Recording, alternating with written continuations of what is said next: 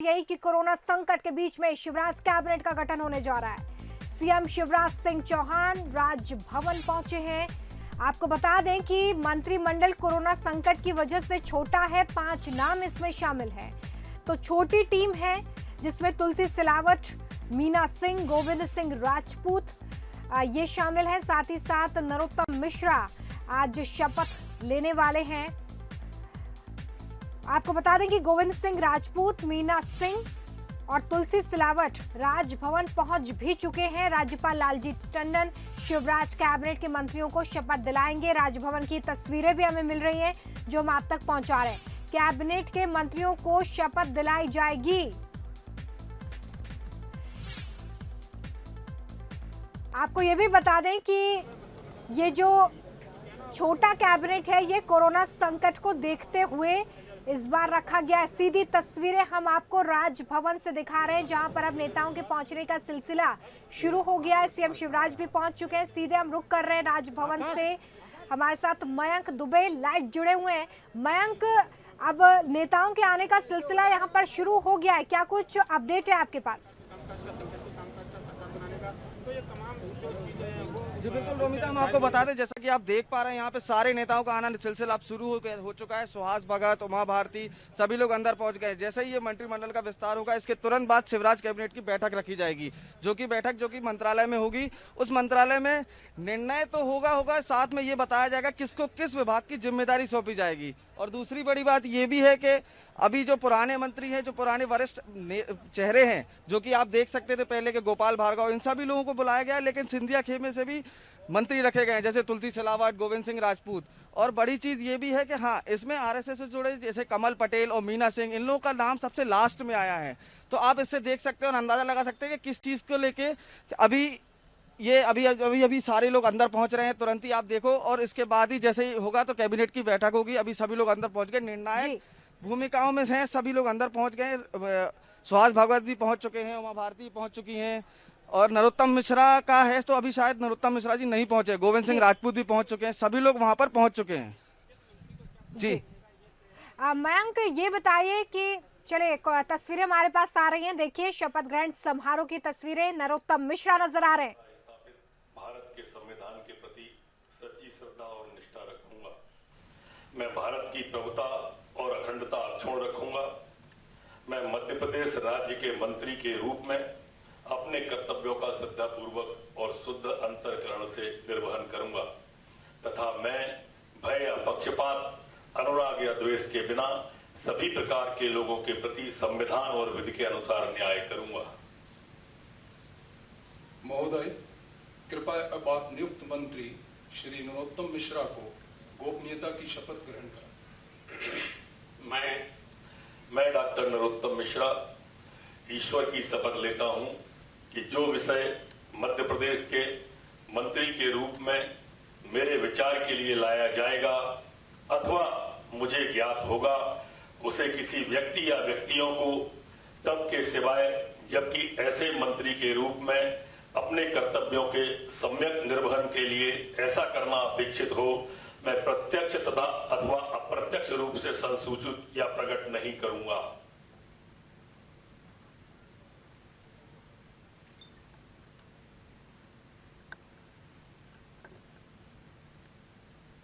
शपथ ग्रहण समारोह, शिवराज कैबिनेट का गठन। नरोत्तम मिश्रा ने शपथ ली है पद और गोपनीयता की। राज्यपाल लालजी टंडन सभी नेताओं को, सभी जो विधायक हैं जिसमें नरोत्तम मिश्रा शामिल हैं, उन्हें यहाँ पर मंत्री पद की और गोपनीयता की शपथ दिलाते हुए देखिए ये तस्वीरें हैं। और छोटा मंत्रिमंडल इसलिए क्योंकि इस वक्त कोरोना संकट पूरे देश के साथ साथ मध्य प्रदेश में भी, और इसलिए शिवराज कैबिनेट का जो मिनी कैबिनेट है जिसमें 5 लोग शामिल हैं राजभवन पहुंचे हैं। शपथ ग्रहण समारोह की सीधी तस्वीरें राजभवन से हम आप तक पहुंचा रहे हैं।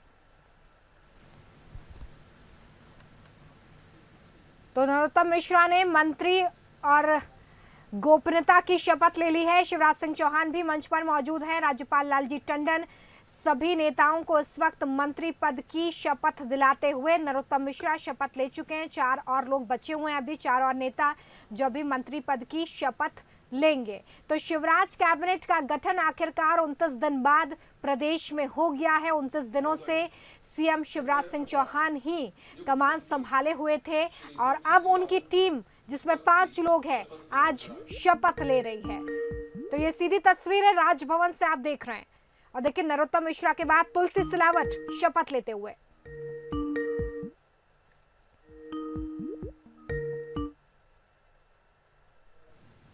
ईश्वर की शपथ लेता हूं कि मैं विधि द्वारा स्थापित भारत के संविधान के प्रति सच्ची श्रद्धा और निष्ठा रखूंगा।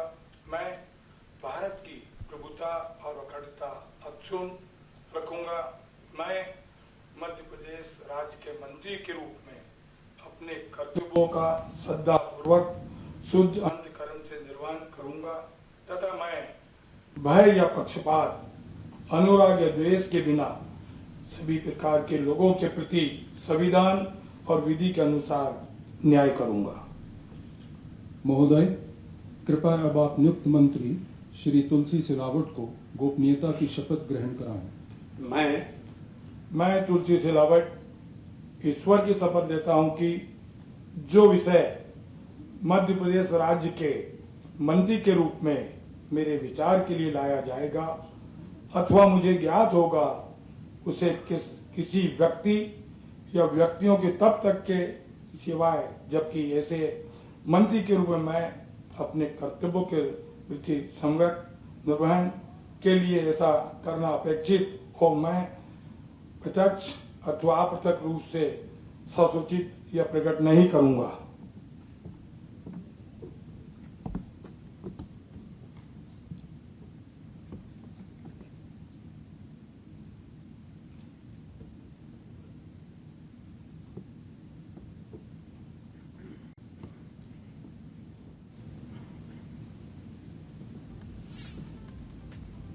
तो तुलसी सिलावट ने भी मंत्री पद की शपथ ली है।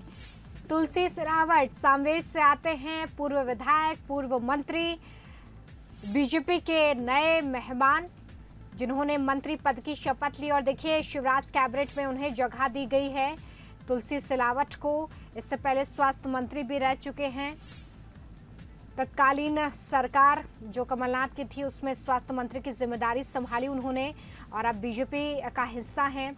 शिवराज कैबिनेट में जगह दी गई है। उन 5 नामों में तुलसी सिलावट का नाम शामिल है जिसका आज गठन हुआ है कैबिनेट का। तुलसी सिलावट जो है वो सिंधिया के करीबी भी माने जाते हैं। तो देखिए शपथ ले ली है, शिवराज का भी अभिवादन किया। आगे बढ़े, अगला नाम कौन सा है ये देखिए। 2 लोग अभी ले चुके हैं और देखिए कमल पटेल आए हैं शपथ लेने के लिए। ईश्वर की शपथ लेता हूं कि मैं विधि द्वारा स्थापित भारत के संविधान के प्रति सच्ची श्रद्धा और निष्ठा रखूंगा। मैं भारत की प्रभुता और अखंडता अक्षुण्ण रखूंगा। मैं मध्य प्रदेश राज्य के मंत्री के रूप में अपने कर्तव्यों का श्रद्धापूर्वक और शुद्ध अंतःकरण से निर्वहन करूंगा तथा मैं भय या पक्षपात, अनुराग या द्वेष के बिना सभी प्रकार के लोगों के प्रति संविधान और विधि के अनुसार न्याय करूंगा। महोदय, कृपया अब आप नियुक्त मंत्री श्री कमल पटेल को गोपनीयता की शपथ ग्रहण कराएं। मैं कमल पटेल ईश्वर की शपथ लेता हूं कि जो विषय मध्य प्रदेश राज्य के मंत्री के रूप में मेरे विचार के लिए लाया जाएगा अथवा मुझे ज्ञात होगा उसे किसी व्यक्ति या व्यक्तियों को तब के सिवाय जबकि ऐसे मंत्री के रूप में मैं अपने कर्तव्यों के सम्यक निर्वहन के लिए ऐसा करना अपेक्षित हो मैं प्रत्यक्ष अथवा अप्रत्यक्ष रूप से संसूचित या प्रकट नहीं करूंगा।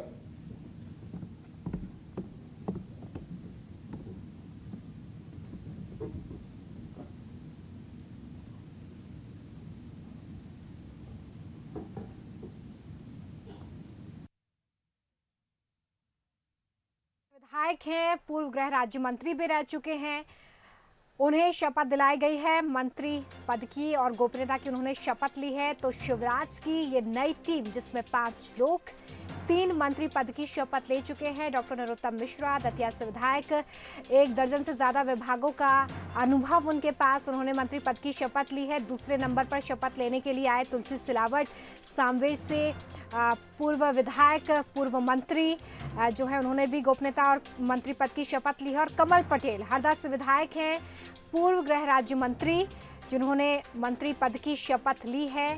राज्यपाल का अभिवादन, शिवराज सिंह चौहान का अभिवादन। आगे बढ़े और अब आए हैं गोविंद सिंह राजपूत, सुर्खी से पूर्व विधायक। मैं गोविंद सिंह राजपूत ईश्वर की शपथ लेता हूँ कि मैं विधि द्वारा स्थापित भारत के संविधान के प्रति सच्ची श्रद्धा और निष्ठा रखूंगा। मैं भारत की प्रभुता और अखंडता अक्षुण्ण रखूंगा। मैं मध्य प्रदेश के मंत्री के रूप में अपने कर्तव्यों का श्रद्धापूर्वक शुद्ध अंतःकरण से निर्वहन करूंगा तथा मैं भय या पक्षपात, अनुराग या द्वेष के बिना सभी प्रकार के लोगों के प्रति संविधान और विधि के अनुसार न्याय करूंगा। महोदय, कृपया अब आप नियुक्त मंत्री श्री गोविंद सिंह राजपूत को गोपनीयता की शपथ ग्रहण कराएं। मैं गोविंद सिंह राजपूत ईश्वर की शपथ लेता हूं कि जो भी विषय मध्य प्रदेश राज्य के मंत्री के रूप में मेरे विचार के लिए लाया जाएगा अथवा मुझे ज्ञात होगा, उसे किसी व्यक्ति या व्यक्तियों को तब के सिवाय जबकि ऐसे मंत्री के रूप में अपने कर्तव्यों के सम्यक निर्वहन के लिए ऐसा करना अपेक्षित हो, मैं प्रत्यक्ष तथा अप्रत्यक्ष रूप से संसूचित या प्रकट नहीं करूंगा।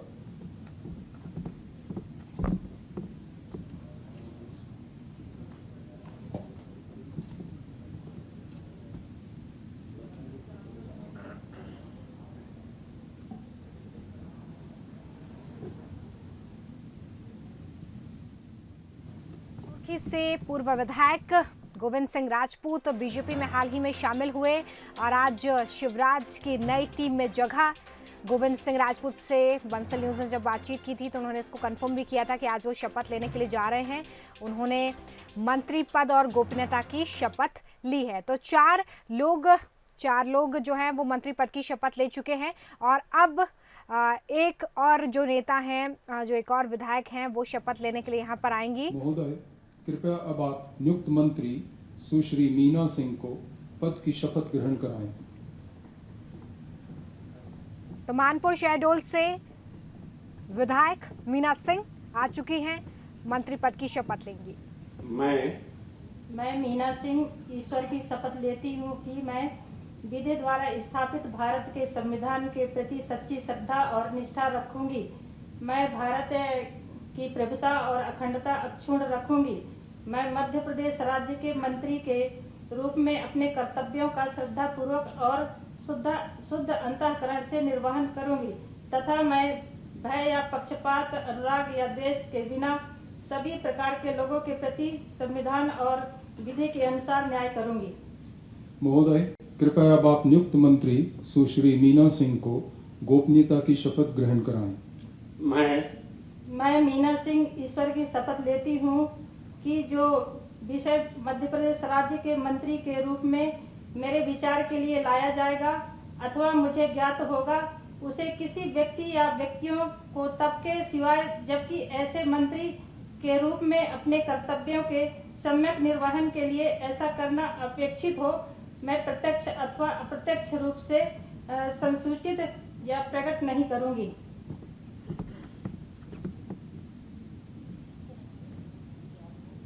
मंत्री पद की शपथ ले ली है और 2003 में राज्य मंत्री भी रही हैं मीना सिंह, जिन्होंने मंत्री पद की शपथ ली है। शिवराज सिंह चौहान की इस नई कैबिनेट जिसका आज गठन हुआ है उसमें मीना सिंह ने शपथ ली है पद और गोपनीयता की। तो ऐसे में ये 5 नाम पूरे हो गए हैं जो कि शिवराज सिंह चौहान की नई टीम, नया मंत्रिमंडल जो कि बहुत छोटा स्वरूप जरूर इसका दिखाई दे रहा है, लेकिन काफ़ी महत्वपूर्ण जिम्मेदारी इस वक्त इन हाथों में जाने वाली है क्योंकि शिवराज सिंह चौहान ने इस वक्त अकेले ही कमान संभाले हुए हैं। तो देखिए सिलसिलेवार तरीके से एक बार फिर से आपको बता देते हैं कौन से 5 नाम जो टीम में शामिल किए गए। पहला नाम देखिए डॉक्टर नरोत्तम मिश्रा, जिन्होंने मंत्री पद की शपथ ली है, दतिया से विधायक हैं। साथ ही गोविंद सिंह राजपूत ने शपथ ली है, तुलसी सिलावट ने शपथ ली, कमल पटेल हरदा से 5 बार के विधायक, उन्होंने शपथ ली है। गोविंद सिंह राजपूत सुर्खी से पूर्व विधायक, उन्होंने शपथ ली है।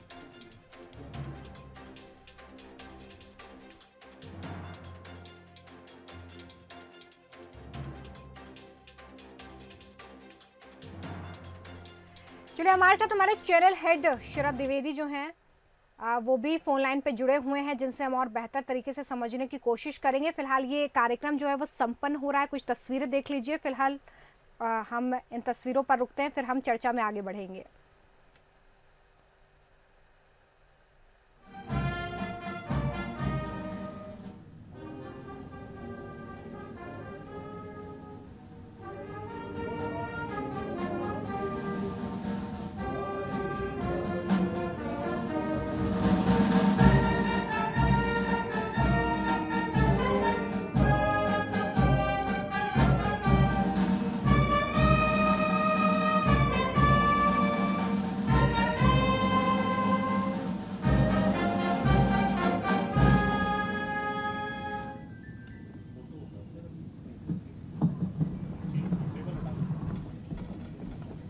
माननीय मंत्रीगणों से अनुरोध है कि वह ग्रुप फोटोग्राफ हेतु मंच पर पधारें।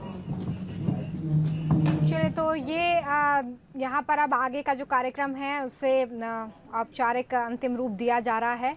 राजभवन से सीधी तस्वीर हम आप तक पहुँचा रहे हैं, जहाँ पर अब जिन विधायकों ने और नेताओं ने मंत्री पद की शपथ ली है वो मंच पर पहुँचे हैं। आप देख रहे हैं मंच पर तुलसी सिलावट हैं, नरोत्तम मिश्रा हैं, गोविंद सिंह राजपूत हैं, मीना सिंह हैं, खुद प्रदेश के मुख्यमंत्री शिवराज सिंह चौहान हैं, कमल पटेल हैं। तो हो गया शिवराज मंत्रिमंडल का गठन। ये तस्वीर मध्य प्रदेश के लिहाज से काफ़ी महत्वपूर्ण है, क्योंकि कोरोना संकट काल इस वक्त मध्य प्रदेश में, और अब ये नई टीम मिलकर प्रदेश में काम करेगी मध्य प्रदेश को आगे सुरक्षित तरीके से ले जाने के लिए, साथ ही कोरोना को हराने के लिए। राजभवन से सीधी तस्वीर, शपथ ग्रहण समारोह, शिवराज का ये मंत्रिमंडल जिसे आप देख रहे हैं इस वक्त मंच पर। चलिए, हमारे साथ हमारे चैनल हेड शरद द्विवेदी जी फोन लाइन पे जुड़े हुए हैं। शरद जी, आखिरकार हो गया है शिवराज मंत्रिमंडल का गठन, और ये तस्वीर भी हम अपने दर्शकों को दिखा रहे हैं।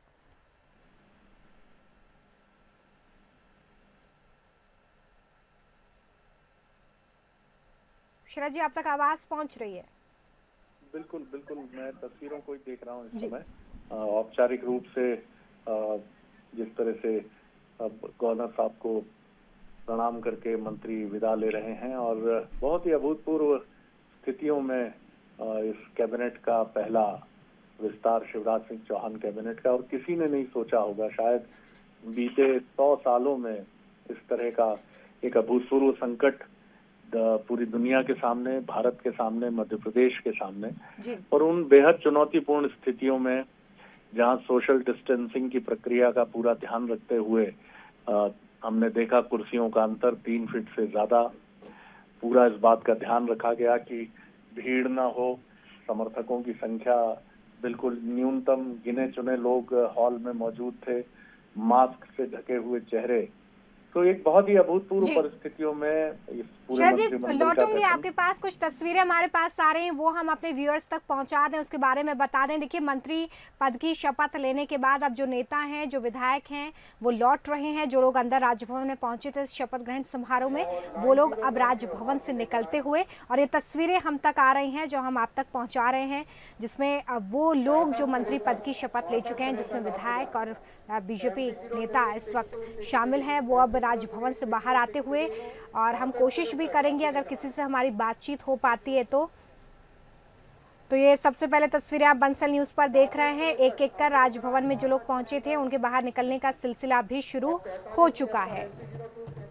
तो गाड़ियों के बाहर आने का सिलसिला शुरू हो चुका है। एक एक कर अब नेता बाहर आ रहे हैं जो इस शपथ ग्रहण में पहुंचे थे, काफ़ी सिंपल तरीके से। और देखिए, कोरोना काल है इसलिए सोशल डिस्टेंसिंग का खास ख्याल रखा गया है, और साथ ही उन गाइडलाइंस का भी पालन यहां पर किया गया है जो केंद्र की तरफ से जारी की गई हैं, जिसमें काफ़ी महत्वपूर्ण है इस वक्त कि सोशल डिस्टेंसिंग का पालन हो, और उसी गाइडलाइन का पालन करते हुए यहाँ पर आपने देखा कि किस तरह से मंच पर भी कुर्सियाँ अलग अलग थीं, बहुत कम लोग पहुंचे थे ताकि भीड़ ना हो बिल्कुल भी। और अब गाड़ियां बाहर आती हुई राजभवन से, ये तस्वीरें हम आप तक पहुंचा रहे हैं। अगर किसी से बातचीत होती है तो हम ज़रूर आप तक पहुंचाएंगे। और शरद जी मेरे साथ जुड़े हुए हैं। शरद जी, बिल्कुल, अब देखिए रवानगी सबकी हो रही है राजभवन से, और मुझे लगता है सब मंत्रालय पहुंचेंगे, सारे नवनियुक्त मंत्री जो हैं, और वहाँ जो पहली कैबिनेट होगी और कैबिनेट के बाद जो जिम्मेदारियां दी जानी है संबंधित मंत्रियों को संभागवार या किस तरह से क्या जिम्मेदारी उनको दी जाती है जी। और ये भी देखना महत्वपूर्ण होगा कि क्या विभाग दिए जाते हैं या जैसी खबरें हैं कि विभाग अभी नहीं दिए जाएंगे और माना यही जा रहा है कि ये प्रक्रिया बाद में तय होगी। तो सारे मंत्री निकलेंगे सीधे यहाँ से मंत्रालय जहाँ पहली कैबिनेट होगी शिवराज चौहान मंत्रिमंडल की, और बहुत ही संक्षिप्त और बहुत ही कम समय तक चला है कैबिनेट का पहला विस्तार। और माना यह जा रहा है कि 3 मई के बाद जब लॉकडाउन खत्म होगा उसके बाद की परिस्थितियों को देखकर आगे के निर्णय लिए जाएंगे। तो जैसी अपेक्षा थी बिल्कुल उसी लाइन पर सारी चीजें घटी हैं और अब देखते हैं कैबिनेट जो पहली कैबिनेट होने जा रही है क्या महत्वपूर्ण फैसले कैबिनेट में लिए जाते हैं भूमिका, और किस तरह से मंत्रियों को जिम्मेदारी खासतौर से कोरोना संकट काल को देखते हुए किस तरह से इन 5 मंत्रियों को बेहद महत्वपूर्ण जिम्मेदारी उनके कंधों पर है, क्या उनके लिए मुख्यमंत्री का संदेश है और किस तरह के दायित्व उनको सौंपे जाते हैं। तो बिल्कुल हमारे साथ शिव अनुराग पटेरिया जी भी जुड़े हुए हैं, उनसे भी हम बातचीत करेंगे कि वो इस मिनी कैबिनेट को जो कि शिवराज की कैबिनेट है 29 दिनों बाद जिसका गठन हुआ है प्रदेश में, उससे कैसे देख रहे हैं। अनुराग पटेरिया जी, बहुत स्वागत है आपका बंसल न्यूज पर। धन्यवाद ममता। सर, जिस तरह से गठन हो चुका है 29 दिन बाद शिवराज की नई टीम तैयार है और ये टीम इसलिए काफ़ी महत्वपूर्ण हो जाती है क्योंकि इस वक्त कोरोना काल से मध्य प्रदेश जूझ रहा है और अब नजरें इसी चीज़ पर है कि जैसे ही कैबिनेट की बैठक होती है विभागों का बंटवारा किस तरीके से होता है या जिम्मेदारी किस तरह से दी जाती है। आप कैसे देख रहे हैं इसे, मध्य प्रदेश के लिहाज से कितना महत्वपूर्ण? देखिए, मुझे लगता है देर आए दुरुस्त आए। 29 दिन बाद ही करना था तो पहले दिन क्यों नहीं कर लेते थे। सबसे बड़ी दिक्कत ये है कि लगभग 28 दिन तक, आज 29वें दिन को मैं शामिल नहीं कर रहा हूँ, अगर मंत्री होते तो मुझे लगता है कोरोना की चुनौती का हम ज्यादा अच्छे तरीके से सामना कर सकते थे, ज्यादा व्यापक तरीके से कर सकते थे। लीडरशिप का, पॉलिटिकल लीडरशिप का दुनिया में कोई विकल्प नहीं है। जो सरकारी अफसर हैं, हमारे अफसरान हैं, they are doing very well, लेकिन उनको दिशा निर्देश का काम जो होता है वो राजनीतिक नेतृत्व का होता है। मुझे लगता है ये तो पहले दिन ही हो जाना चाहिए था। अब अभी तक जो खबरें उसके मुताबिक एक मंत्री को 2 संभाग का जवाबदारी दी जाएगी। निश्चित तौर पर अच्छी बात है, हो सकता है विभाग भी मिलें, लेकिन मुझे लगता है कि विलंबित राग में गाया गया एक गाना है, लेकिन अब ठीक है, देर आए दुरुस्त आए।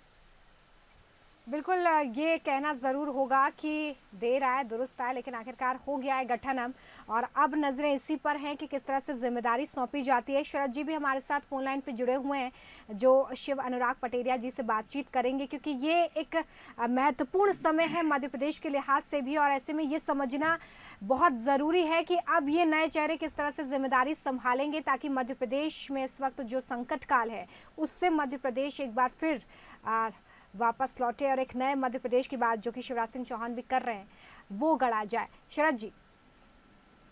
बिल्कुल, देखिए रोमिता, पटेल साहब, ये इसमें आपको कितना संभावना दिखती है कि विभागों को अभी रोक दिया गया है, और उसके पीछे 2-3 कारण जो अहम बताए जा रहे हैं। एक तो कई सीनियर मेंबर्स जो हैं दोनों ही धड़ों के ये शब्द मैं इसलिए कह रहा हूँ क्योंकि एक मिश्रित सरकार है, ये फ्यूजन की सरकार है। हालांकि बीजेपी में समाहित हो चुका है कांग्रेस से आया हुआ वो धड़ा, लेकिन अभी कई बड़े चेहरे हैं और ये इनमें से कई बड़े चेहरे ऐसे हैं जो भागों के लिए भी महत्वपूर्ण तरीके से अपने राजनीतिक कद के हिसाब से अपनी दावेदारी रखते हैं। और दूसरा, अगर अभी से विभागों का बंटवारा कर दिया जाएगा तो एक पॉलिटिकल हैपनिंग्स भी शुरू हो जाती है, ट्रांसफर पोस्टिंग की बात होने लगती है, विभागों से जुड़े दबाव, फाइलें चलना शुरू हो जाती हैं, और शायद मुख्यमंत्री शिवराज सिंह चौहान और केंद्रीय नेतृत्व ये नहीं चाहता है कि अभी कोई पॉलिटिकल हैपनिंग शुरू हो, अभी पूरा फोकस कोरोना पर हो। तो इसीलिए ये टीम कोरोना कही जाए तो शायद गलत नहीं होगा। क्या कहेंगे आप? सर जी, आपने बहुत सुंदर नामकरण किया है। टीम शिवराज की जगह टीम कोरोना है और कोरोना से इससे निपटना है, और अगर ये अल्टीमेट टास्क अगर ये है तो वास्तव में ये बड़ा टास्क है।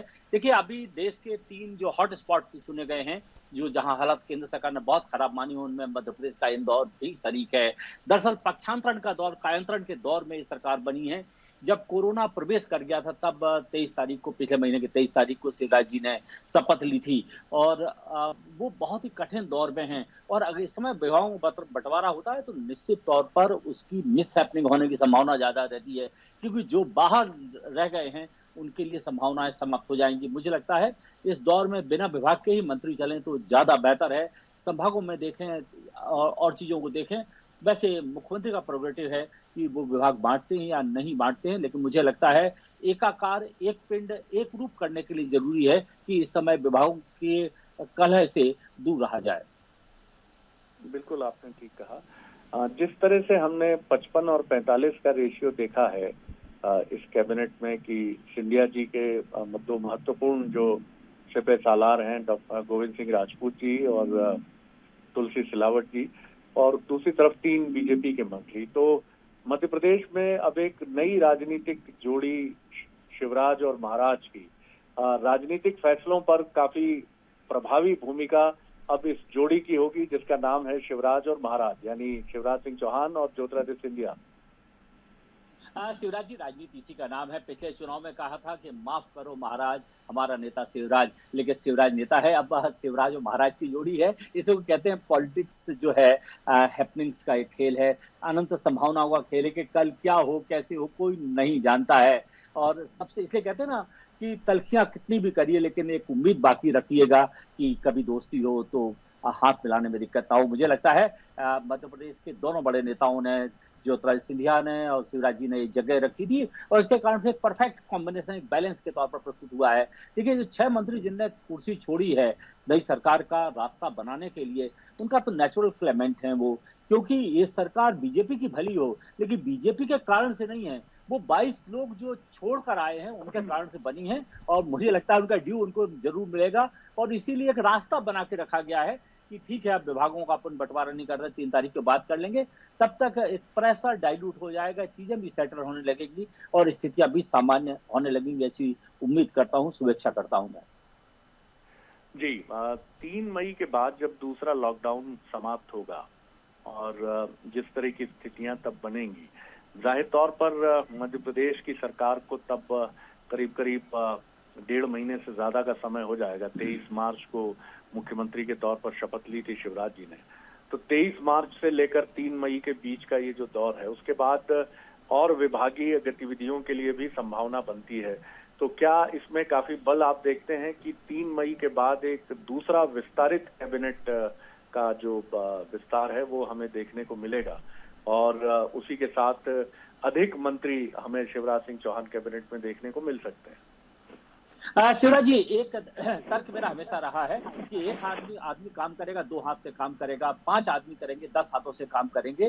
तो अगर शिवराज जी की कैबिनेट फुल फ्लेजेड कैबिनेट होती, निश्चित तौर पर काम करने में गति मिलेगी।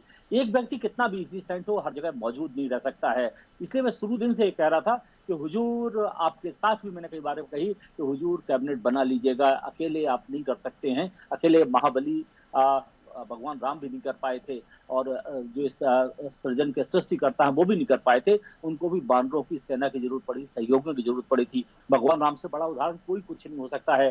दरअसल सामूहिक और सामुदायिक नेतृत्व का भरोसा करने वाला ये देश है। आज 5 लिए हैं, कल 20-25 और मंत्री शामिल होंगे। निश्चित तौर पर मुझे लगता है एक अच्छी उम्मीद के साथ हम आगे बढ़ेंगे। अगर आप संतुलन की दृष्टि से देखें तो इन 5 मंत्रियों को तो डॉक्टर नरोत्तम मिश्रा ब्राह्मण हैं, ब्राह्मण कम्युनिटी से आते हैं, एक राजपूत हैं गोविंद सिंह राजपूत जी, ट्राइबल वर्ग की नुमाइंदगी मीना जी करती हैं, तुलसी सिलावट जी अनुसूचित जाति वर्ग से आते हैं। और एक संतुलन की दृष्टि से अगर आप देखें पूरी कैबिनेट, कमल पटेल जी ओबीसी हैं, किसान नेता हैं, किस तरह से आप देखते हैं कि ये आगे जाकर क्या बुंदेलखंड रीजन, ब्राह्मण फैक्टर, ठाकुर फैक्टर, क्या इन सब के चलते आप देखते हैं आगे जाके हमें कुछ उलटफेर भी देखने को मिल सकते हैं क्या? क्योंकि अब ये जो मंत्री जिनकी वजह से बीजेपी को सत्ता में आने का मौका मिला है, खासतौर से सिंधिया खेमे से जुड़े हुए जो नेता हैं, इनको मंत्रिमंडल में स्थान देना और समीकरणों को ध्यान में रखना, क्या आपको लगता है कुछ उलटफेर भी आगे बड़े चेहरों के हो सकते हैं? निश्चित तौर पर भारतीय जनता पार्टी में संघाध्यक्ष पार्टी है, संगठन का निर्देश सबसे बड़ा निर्देश उनके यहाँ होता है। और अगर आने वाले दिनों में कुछ बड़े चेहरे बाहर भी रह जाएं तो उसको आप आश्चर्य से मत देखिएगा। दरअसल आपको उन 22 लोगों को एडजस्ट करना, एकोमोडेट करना है जिनको चुनाव में जाना है। वैसे 24 उपचुनाव होने वाले हैं, तो उनको मद्देनजर रखते हुए काफी विस्तार होंगे, विभाग भी दिए जाएंगे। और जब उपचुनाव के नतीजे आ जाएंगे तब फाइनल एक सेटलमेंट होगा, डस्ट तब क्लियर होगी। इसे आप मानिए सेमीफाइनल 3 तारीख के बाद होगा और फाइनल होगा लोग विधानसभा चुनाव के बाद में, यानी विधानसभा के उपचुनाव के बाद में।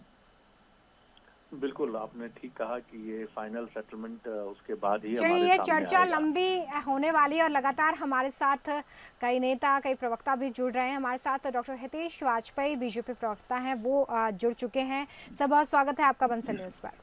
जी धन्यवाद। सर, मैं आपसे ये समझना चाहूंगी कि संकट काल में जिस तरह से शिवराज सिंह चौहान की नई टीम अब मैदान में उतरेगी, चुनौतियां काफ़ी इस वक्त नज़र आ रही हैं कोरोना वायरस की वजह से मध्य प्रदेश में, तो अहम जिम्मेदारी यही होगी कि सबसे पहले मध्य प्रदेश को इस संकट काल से बाहर निकाला जाए। देखिए, मेरा एक बहुत दृढ़ मानना है, जो इस वैश्विक संगठन, वैश्विक जो संकट है, उसको जब मैं 200 देशों में देख रहा हूँ तो उसके अनुसार भारत भी इससे अछूता नहीं है। और फिर उसके बाद यदि हम उसको पिन डाउन मध्य प्रदेश में करें तो आप मान के चलिए आज की डेट में सबसे ज्यादा कंसर्न का विषय और ताकतवर विषय कोरोना ही है। और इस कोरोना ने सभी देशों की राजनीति को जब बैकसीट पे लाकर रख दिया है, तो मध्य प्रदेश में नहीं समझता कि इससे अछूता रहेगा जी। और इसलिए मेरा मानना है कि जो पोस्ट कोरोना पॉलिटिक्स होगी, यदि हम उसको इस रूप में लें, वो भी अनप्रेसिडेंटेड किस्म की होगी। उसकी अपनी चुनौतियां भी होंगी और उसका अपना स्वरूप होगा। उस दौरान जो चुनाव, उपचुनाव या जो भी परिस्थितियां बनेंगी, गवर्नेंस को लेकर बनेंगी, वो अनप्रेसिडेंटेड होंगी, जो पहले कभी नहीं रही ऐसी। जैसा हम बोलते हैं ना, सामाजिक और आर्थिक चुनौतियां भी निकल कर आएंगी, ऐसे ही गवर्नेंस की राजनीतिक चुनौतियां भी निकल कर आएंगी। तो स्वाभाविक है जो दल सत्ता में है उसके लिए सबसे बड़ा ये अपफ्रंट रहने वाला है। तो मेरा ये मानना है post corona politics will be a very different kind of flavour, जो हमने शायद कभी नहीं देखा होगा, और उसके लिए भी हमें तैयार होना चाहिए। बिल्कुल, शरद जी भी हमारे साथ जुड़े हुए हैं। शरद जी, अगर आप कुछ सवाल करना चाहें। बिल्कुल, मुझे लगता है डॉक्टर वाजपेयी ने बखूबी बहुत महत्वपूर्ण बात कही है और सब सहमत होंगे, जिसका जिक्र मैं भी कर रहा था रोमिता थोड़ी देर पहले, कि इस तरह का कैबिनेट विस्तार हमने देखा, न जिन लोगों ने मंत्री पद की शपथ ली, न खुद गवर्नर साहब जिन्होंने शपथ दिलवाई, और न मुख्यमंत्री शिवराज सिंह चौहान। यानी ये शताब्दी की एक अभूतपूर्व घटना है। और निश्चित तौर पर मैं पूरी तरह सहमत हूँ डॉक्टर वाजपेयी की बात से कि पोस्ट कोरोना राजनीति और पोस्ट कोरोना जो भी सिनेरियो गवर्नेंस का होगा, सरकार का होगा, जो फैसले करने पड़ेंगे, जो निर्णय करने पड़ेंगे, चाहे वो नौकरियां हैं, चाहे वो उद्योगों पर आया हुआ दबाव है, चाहे वो वस्तुओं की आपूर्ति हो, या फिर रिकरेंस ऑफ कोरोना हो, मतलब कोरोना की फिर वापसी की आशंका हो, उससे कैसे निपटना है। तो ये मुझे लगता है कि जब तक हम कोरोना नाम की इस महामारी के किसी स्थायी हल की तरफ नहीं बढ़ेगी पूरी दुनिया, तब तक पूरी दुनिया की राजनीति, भारत, मध्य प्रदेश, ये सब जुड़ी रहेगी कोरोना से। मैं एक छोटी टिप्पणी इस पर जरूर पटेरिया साहब की भी लेना चाहूंगा। निश्चित तौर पर शरद जी, जैसे मैं थोड़ी देर पहले आपसे बातचीत कर रहा था, मैंने कहा था कि हो सकता है कि मध्य प्रदेश के जो फाइनल कैबिनेट हो उसमें बड़े बड़े कई चेहरे आपको बाहर दिखाई दें, क्योंकि आपको चुनौतियों का सामना करना है, नए किस्म का के वातावरण में काम करना है। और ऐसे में आपके सामने सबसे बड़ी चुनौती होगी कि उन लोगों को एकोमोडेट किया जाए जो काम कर सकते हैं। बिल्कुल ठीक है डॉक्टर वाजपेयी, अभी ये जो एक संभावना बन रही है, चर्चा है, इसकी कितनी सत्यता है ये पता चलेगा। मुख्यमंत्री का विशेषाधिकार है, निर्णय लेंगे विभागों को लेकर, लेकिन ऐसा माना जा रहा है कि मौजूदा परिस्थितियों में जो पॉलिटिकल चीजें हैं वो कहीं सतह पर ना आए, उसकी वजह से अभी संभागों की जिम्मेदारी देकर कैबिनेट का जब दूसरा विस्तार होगा तो ऐसा माना जा रहा है, सूत्रों के हिसाब से जो खबरें आ रही हैं, कि विभागों का निर्णय बाद में किया जाएगा। कितने आपको क्या लगता है, संभावना पर कुछ राय जताएंगे अपनी? देखिए, मुझे लगता है ये तरीका भी बहुत अच्छा होगा, क्योंकि देखिए 5 कैबिनेट के मिनिस्टर कितने मंत्रालय देख लेंगे। तो उससे बेहतर ये है कि वे मुख्यमंत्री के हाथ बने, वो कंधे से कंधा मिलाकर उनकी जो जवाबदारियां हैं, जो SOS आएंगी, उनको हैंडल करें और जियोग्राफिकली करें। जो राजनीतिक नेतृत्व जिसकी बात हो रही थी, वो कैबिनेट की ओर से उन क्षेत्रों को दिया जाए डिसेंट्रलाइज करके। और इसीलिए आप देखेंगे कि तुलसी सिलावट जी जैसे मालवा क्षेत्र से हैं, गोविंद जी बुंदेलखंड बघेलखंड क्षेत्र को मीना सिंह जी और गोविंद जी देख सकते हैं। इसी प्रकार जिससे इनका फिजिकल मूवमेंट भी कम होगा। ग्वालियर चंबल अंचल में नरोत्तम जी हैं ही, तो मुझे लगता है बहुत खूबसूरती से ज्योग्राफिक डिस्ट्रीब्यूशन भी उठाया गया है, जो मदद करेगा और शिवराज जी के गवर्नेंस को स्ट्रेंथन कर सकता है। तो बिल्कुल मैं आपकी इस बात से सहमत हूं और ये किया ही जाना चाहिए। और एक बात और बहुत ध्यान देने की योग्य है सर, कि कोरोना जो है, इससे सभी विभागों को लड़ना है, बड़ा कॉमन विषय है। ये PHE यानी पब्लिक हेल्थ का भी विषय है, लोक स्वास्थ्य यांत्रिकी का भी है, PWD का भी है, स्वास्थ्य विभाग का भी है, गृह मंत्रालय का भी है, शिक्षा विभाग का भी है। शायद ही कोई विभाग कोरोना से अछूता होगा या जीवन का कोई आयाम ऐसा होगा जिसमें उसको लेकर तैयारियों की और सतर्कता, सजगता या काम करने की जरूरत ना हो। तो मेरा मानना ये बिल्कुल यही है कि 3 मई तक सभी को नेतृत्व देना कैबिनेट की ओर से, ये एक महत्वपूर्ण जिम्मेदारी मुख्यमंत्री की ओर से प्रतिनिधित्व करते हुए इन मंत्रियों की रहेगी। जी, ये महत्वपूर्ण बात आपने कही है। पटेल साहब, अगर हम इन परिस्थितियों को देखें, जैसा डॉक्टर वाजपेयी ने कहा है कि जियोग्राफिकली भी मध्य प्रदेश एक बड़ा राज्य है, तो उसके हिसाब से भी क्षेत्रवार प्रतिनिधित्व भी बघेलखंड मीना जी देखेंगी, बुंदेलखंड गोविंद जी वहां से आते हैं, मालवा निमाड़ से तुलसी सिलावट साहब हैं, डॉक्टर नरोत्तम मिश्रा ग्वालियर चंबल रीजन से है।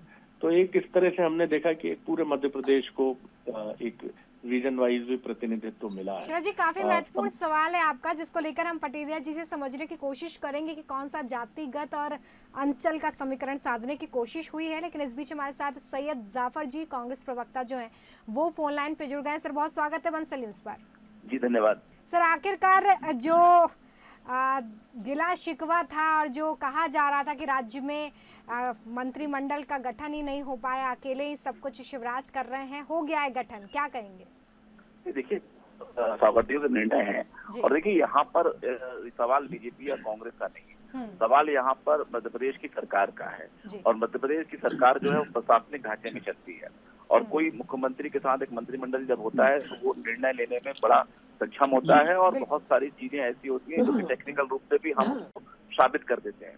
तो मुझे नहीं लगता कि आज के इस दौर में हम किसी प्रकार की राजनीतिक चर्चा करें, हमें स्वागत करना चाहिए। और जिस प्रकार के देश वाजपेयी जी कह रहे थे कि रीजन वाइज वो क्या डिस्ट्रीब्यूशन करेंगे, वो तो एक अलग चीज हो गई है, उनका पर्सनल विशेष अधिकार होता है मुख्यमंत्री का कि वो किस प्रकार से अपने मंत्रियों से काम लेंगे। लेकिन हाँ, ये एक बड़ा चुनौतीपूर्ण बात उन्होंने उठाई कि कोरोना को लेकर सिर्फ स्वास्थ्य विभाग तक ही सीमित नहीं है, कोरोना को लेकर हमें खाद्य विभाग पर भी काम करना है, हमें कृषि पे भी काम करना है, हमको मंडियों पे भी काम करना है, हमको PHE पे भी करना है, हमको बहुत बड़ा जो विभाग है पंचायत ग्रामीण, जिसपे कि रोजगार गारंटी जैसे काम और पंचायतों पे काम होते हैं।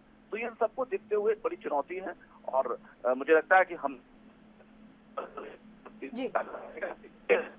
तो चुनौती का जो नेतृत्व कर रही है वो सिरा सरकार कर रही है और जहाँ भी जैसा अच्छा काम करेगी सभी लोगों को उसका समर्थन करना चाहिए और जहाँ वो मदद करती है उस पर जरूर अवसर उठानी चाहिए। आज के सैयद जी की आवाज़ हम तक बहुत क्लियर नहीं पहुंच पा रही है, हम वापस से संपर्क करने की कोशिश करेंगे सैयद जी से। शरद जी, देखिए यही बात निकल कर सामने आ रही है कि सबसे महत्वपूर्ण यही है कि सिर्फ स्वास्थ्य विभाग तक ही बातें सीमित नज़र नहीं आती हैं, क्योंकि हमें अन्य विभागों की तरफ भी देखना होगा जो इस वक्त संकट काल में महत्वपूर्ण हैं, उनके काम महत्वपूर्ण हैं, जिम्मेदारियाँ महत्वपूर्ण हैं। और जिस तरह से आप जातिगत समीकरण को लेकर सवाल कर रहे थे, क्योंकि जो नाम है वो एक और जो बड़ा अहम सवाल मेरे मन में आता है, पटेरिया साहब से मैं जरूर उसका उत्तर चाहूंगा, फिर डॉक्टर वाजपेयी और उनके पहले सैयद जाफर साहब की भी रिएक्शन लूंगा। पटेल साहब, जैसे कहा जाता है कि कैलेमिटी में भी अपॉर्चुनिटी होती है और एक आशावादी व्यक्ति तो हमेशा देखता है जो अंग्रेजी में कहते हैं कि an optimist sees an opportunity in every calamity, एक आशावादी तो हर विपदा में भी अवसर ढूंढ लेता है। कांग्रेस ने कोरोना नाम की इस विपदा में, मैं ये नहीं कहूंगा कि उसको अवसर ढूंढना है, लेकिन जिस तरह से उसकी और उसके तमाम बड़े नेताओं की एक भूमिका होनी थी, अपवाद स्वरूप हमने एक दो नेताओं को, बड़े नेताओं को छोड़ दें। दिग्विजय सिंह जी भोपाल में और आसपास उनकी भूमिका हमने देखी है, कमलनाथ जी अपनी तरफ से कोशिश करते हुए नजर आए हैं, लेकिन पूरे मध्य प्रदेश में जो रीजनल लीडरशिप है कांग्रेस की और कांग्रेस का जो कार्यकर्ता है, वो जिस तरह से जिसको सामने आना चाहिए, शायद में हम समझ सकते हैं कि एक गहरी तकलीफ और पीड़ा है कि आप अपना कार्यकाल पूरा नहीं कर पाए, लेकिन ये एक मौका भी है कि आप जनता के मन में घर करें और अगले चुनाव के लिए कमर कसें। तो एक बहुत कांग्रेस को इसको बहुत बीती ताही बिसार के एक अपॉर्चुनिटी के तौर पर लेकर, जितना कोरोना के खिलाफ इस संघर्ष में वो जनता के साथ खड़ी नजर आती है, एक सकारात्मक भूमिका के साथ सरकार की आलोचना का विषय आगे उसको बहुत मौके मिलेंगे, तो ये कांग्रेस के लिए एक बेहतर अवसर भी हो सकता है। देखिए, मुझे लगता है पत्र लिखने से, ट्वीट करने से या खबरों बने रहने से कोई बात बनने वाली नहीं है। कांग्रेस इन सारे राजनीतिक दलों को, तमाम एनजीओज को सरकार से कंधा मिलाकर आगे बढ़ना चाहिए। सबसे बड़ी बात है, अकेले सरकार या प्रशासन कुछ नहीं कर सकता है, इसमें पीपुल मूवमेंट यानी जनता का एक सहभाग बहुत जरूरी है, जनता यानी तमाम लोग। और कांग्रेस को तो सोचना चाहिए आने वाले दिनों में उसको चुनाव में भी जाना है। दिक्कत है कि कांग्रेस के तमाम बड़े नेता भोपाल में केंद्रित हैं, लेकिन कांग्रेस सेवा दल या कांग्रेस के जो दूसरे अनुषंगिक संगठन या वामपंथी दल, इनको मैदान में उतार कर वॉलंटियर्स के तौर पर जो काम करना चाहिए था वो मुझे दिखाई नहीं देता है। मुझे लगता है कि इस अवसर को राजनीतिक मतभेदों, मनभेदों से दूर उठ के आपको आगे बढ़ना चाहिए था, और सिर्फ रोज दो पत्र लिखने से बात बनने वाली नहीं है। क्या पत्र कांग्रेस का व्यक्ति लिखे, बीजेपी का व्यक्ति लिखे, उनके बारे में बात मेरी सिर्फ यही रहेगी, हुजूर मैदान में उतरिएगा, प्रशासन से कहिए कि फला बस्ती का हम देख रेख करेंगे, वहां पे हम सारी व्यवस्थाएं करेंगे। स्कैटर्ड और स्केची चीजें करने से कोई बात बनने वाली नहीं है। मुझे लगता है सारे राजनीतिक दलों को इस बात पर गौर करना चाहिए, सिर्फ कांग्रेस के बारे में बात नहीं कह रहा हूं मैं। बिल्कुल ठीक है आपने। सैयद जाफर साहब क्या कहेंगे आप? नहीं, देखिए, मैं इसमें दो बड़ी महत्वपूर्ण बात है, शायद मेरी बात पहली वाली बात नहीं पहुंच पाई तो मैं उसको पहले क्लियर कर दूं कि ये जो समय है ये स्वागत करने का समय है। ये कोई मंत्रिमंडल का गठन राजनीतिक रूप से बिल्कुल भी हम इस दौरान पे नहीं कह सकते, क्योंकि इस समय हम पूरे विश्व की महामारी को झेल रहे हैं, और ऐसी परिस्थिति में एक प्रशासनिक ढांचे में ये मंत्रिमंडल का गठन होना बहुत अति आवश्यक था, जो हुआ। दूसरा, मैं हितेश भाई जी की बात से सहमत हूँ और उस बात को मैं आगे बढ़ाना चाहता हूँ कि ये सवाल अब यहाँ पे सिर्फ स्वास्थ्य विभाग का नहीं है। हमको कोरोना से लड़ने के लिए सभी विभागों को वो बड़ी मजबूती के साथ, मुस्तैदी के साथ खड़ा होना पड़ेगा, चाहे वो गृह विभाग हो, चाहे वो पंचायत का विभाग हो, क्योंकि पंचायत के विभाग को देखेंगे तो 23,000 ग्राम पंचायतों में सीधे गांव का व्यक्ति जुड़ा हुआ रहता है, और उसके कामों से, चाहे वो रोजगार गारंटी के काम हो, चाहे विधायक नीति के काम हो, चाहे सांसद नीति के काम हो, चाहे पंचायत से खुद के अपने सोर्स के काम हो, वो बड़े महत्वपूर्ण होते हैं। एक बात तो ये है। दूसरा, जो आप कह रहे थे कि कांग्रेस पार्टी के लिए अवसर है और वो अवसर को बढ़ाना चाहिए और उसके नेता नहीं लगे हैं, तो शायद मैं आपको बताना चाहता हूँ शरद जी, ये बहुत अच्छी तरीके से आप जानते हैं, शायद आप आज मंच पे बोल पाएंगे नहीं बोल पाएंगे, ये अलग बात है। कांग्रेस दिखा नहीं पाती। 15 साल के कार्यकाल में भी कई बार आपने भी मुख्यमंत्री कमलनाथ जी को कहा था कि आप अपनी चीजों को दिखा नहीं पाते, और ये बहुत बड़ा ड्रॉबैक है कांग्रेस पार्टी का। जब हम यूपीए सरकार की बात करेंगे 10 साल के कार्यकाल का, वो योजना आज भी चल रही है, लेकिन उस समय के दौरान के मंत्रियों ने कुछ दिखा नहीं पाई। वैसे ही आज भी कांग्रेस के विधायकगण, कांग्रेस के नेतागण, चाहे आप ग्वालियर में देखिए कि आटा चोरी हमारे विधायक प्रवीण पाठक ने पकड़ा कि नहीं पकड़ा, आप देखिए इंदौर के अंदर जितू पटवारी लगातार दौरा कर रहे हैं कि नहीं कर रहे हैं, कुणाल चौधरी इस कांग्रेस के अध्यक्ष लगातार अपने क्षेत्र में दौरा कर रहे हैं कि नहीं कर रहे हैं, छतरपुर संभाग में जो हमारे विधायक हैं आलोक चतुर्वेदी जी, वो काम कर रहे हैं कि नहीं कर रहे हैं, जबलपुर में मंडला में लगातार काम हो रहा है। ये सारी चीजें हैं जो हो रही हैं। ये अलग बात है कि शिवराज सिंह चौहान के भाषण और उनके विज्ञापनों से मीडिया और प्रिंट मीडिया में जगह नहीं मिल पा रही, वो दिख नहीं पा रही है, ये अलग बात है। जी जाफर साहब, अभी तो मिल रही है आपको जगह, दिखा नहीं पाती है, इससे सहमत हुआ जा सकता है, लेकिन ये भी बड़ा सवाल है कि आखिर कांग्रेस अपनी आंतरिक कमजोरियों से कब उभरेगी। मध्य प्रदेश में जो सरकार गिरी कांग्रेस की, उसके पीछे कोई और कारण नहीं है सिवाय कांग्रेस की आंतरिक कमजोरियों के, और उनको आपको स्वीकारना पड़ेगा, आपको अपनी कमजोरियों को दूर करना पड़ेगा और उनको समझना भी पड़ेगा। एक किस्म की आप इस सोच के साथ आगे की राजनीति कांग्रेस शायद नहीं कर सकती है कि वो अपनी उपलब्धियों को दिखा नहीं पाती है। आप अपनी टीम को साथ नहीं रख पाते हैं, आपके नेताओं के असंतोष को दूर नहीं किया जाता। खैर ये अभी विषय का नहीं है, मुझे लगता है इस पर काफी जवाब दे दूं, लेकिन आप बहुत जवाब देने की जरूरत नहीं है। मुझे लगता है कि ये बहस का विषय भी नहीं है और आप बहुत समझदार युवा राजनेता है सैयद जाफर साहब। ये विषय आगे बहुत मौके मिलेंगे। आज कोरोना की बात है और कैबिनेट की बात है। डॉक्टर हितेश वाजपेयी, आप क्या ऐड करना चाहेंगे? देखिए, मुझे लगता है कि बहुत सारे संकेत आपने दे दिए हैं, तो again I would like to avoid political discourse. लेकिन जो पटेरिया साहब ने बोला है वो बहुत महत्वपूर्ण है, और जो आपने बोला है वो उसका अंत है। देखिए, बहुत कोरोना ने भारत के तंत्र को एक्सपोज कर दिया है। तो भारत के तंत्र को एक्सपोज कर दिया मतलब ऐसा थोड़ा ना कि केवल अस्पतालों को किया है, उनकी तैयारियों को किया है, आपके प्रशासन की तैयारियों को भी कर दिया, पुलिस की तैयारियों को भी कर दिया है, मीडिया को भी कर दिया है, राजनेताओं को भी कर दिया है, और आप तो कलेक्टर और एसडीएम को भी देख रहे हो बड़ी करीबी से। तो किसी भी प्रकार का स्ट्रेस या कसौटी पर जब देश को कसा जाता है तो वो आपकी तैयारियों को बताता है। तो सोचिए, जब कोरोना महामारी के रूप में नहीं आया भारत में, तब उसने आपको ये अवसर दे दिया कि ये एक प्रकार का प्री यूनिवर्सिटी एग्जाम है जिसमें आपको सिखा दिया है कि आपकी कमजोरियां क्या हैं। तो मुझे लगता है कि जो लेख और जिन संकेतों को आप लोग अपने 25-25, 30-30 साल के अनुभव से बताते हैं, क्योंकि मेरा अभी भी मानना है मीडिया आईना होता है, तो उनको ध्यान से सुने, उसके नोट्स बनाए जिम्मेदार लोग, और नोट्स बनाकर जरूरी नहीं है कि हम उसको सार्वजनिक रूप से स्वीकार करते हुए ठीक करें, लेकिन भाई ये प्री यूनिवर्सिटी एग्जाम है, हमको पास यूनिवर्सिटी करना है। धोखे से यदि महामारी आ गई तब वो तैयारी का अवसर नहीं देगी आपको कि आप अपने करेक्शन कर दीजिए। तो कोरोना के माध्यम से जो सिस्टमिक चेंजेस हमको करना चाहिए, उसके लिए हमको अपने सिस्टम को तैयार करना चाहिए। इसमें एक बहुत बड़ी बात जिसकी हम चर्चा हमेशा करते आए हैं कि एक करप्ट सिस्टम से हम कोरोना से नहीं लड़ सकते। ये दलगत बात नहीं कह रहा हूं मैं आपको। तो करप्शन हमेशा आपको चुनौती के समय में कमजोर कर देता है। तो वो एक सीमा तक ठीक है, you can not have a corruption free government, लेकिन लोगों की बुनियादी आवश्यकताओं को लेकर हमें गंभीर होना पड़ेगा। दूसरा, आपको प्रोफेशनल रिप्रेजेंटेशंस देना पड़ेंगे। पत्रकार को पत्रकारिता करनी दीजिए, डॉक्टर को डॉक्टरी करने दीजिए, वकील को वकालत करने दीजिए। ये फ्रीडम देना पड़ेगा।